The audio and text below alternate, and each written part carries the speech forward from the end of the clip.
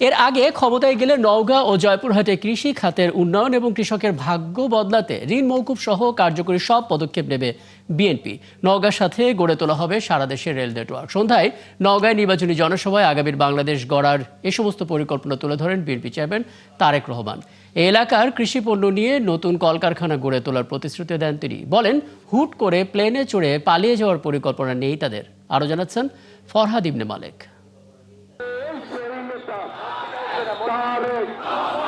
রাজশাহীর মতো নওগাঁতেও তারেক রহমান এলেন ২২ বছর পর। নওগাঁর এটিএম মাঠ তাই কানায় কানায় ভরে যায় দুপুরের আগেই। রাজশাহীর সমাবেশ শেষে তারেক রহমান নওগাঁয় আসেন সন্ধ্যা ৬টায়। ততক্ষণে জনসমুদ্রে পরিণত হয় পুরো মাঠ। প্রিয় নেতাকে দেখে উচ্ছ্বাসে ফেটে পড়েন নওগাঁ ও জয়পুরহাট সহ আশেপাশের জেলার অপেক্ষমান জনতা। আপনার কাছে আজকে দাবি রেখে গেলাম, আরো দাবি আছে যেগুলো প্রথম দিনে বলতে চাই না। নির্বাচনী এই সমাবেশে নিজেদের এলাকা নিয়ে নানা দাবির কথা জানান বিএনপি প্রার্থীরা। মঞ্চে বসে সবার কথা শুনে দলের প্রধান তারেক রহমান বলেন, কৃষি প্রধান এই জনপদ ঘিরে বিএনপির আছে আলাদা পরিকল্পনা। কৃষকদের খরচ যাতে কম হয়, ইনশাল্লাহ রেলের ব্যবস্থাটার প্রতি আমরা নজর দিব, যাতে করে রেল লাইন তৈরি করার মাধ্যমে শুধু কৃষিজাত পণ্যই নয়, একই সাথে মানুষও যাতে কম খরচে যেতে পারে সেই ব্যবস্থা ইনশাল্লাহ আমরা করব। উপজেলা পর্যায়ে শিশু হাসপাতাল ও গ্রামে গ্রামে হেলথ কেয়ারার নিয়োগের পরিকল্পনার কথাও জানান তিনি। এখন আপনাদেরকে চোখ কান খোলা রাখতে হবে, যাতে ষড়যন্ত্র করে আপনাদের ভোট এদিক ওদিক না করে।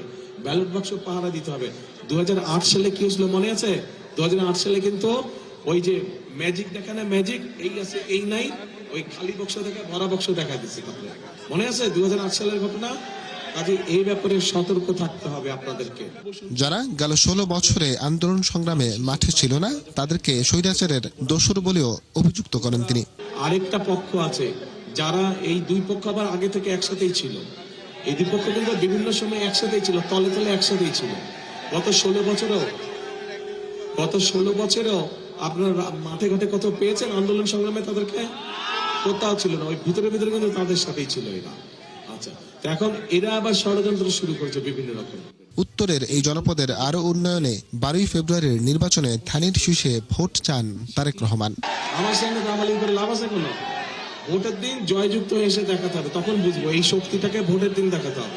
ফরহাদ ইবনে মালেক, ৭১, নওগাঁ।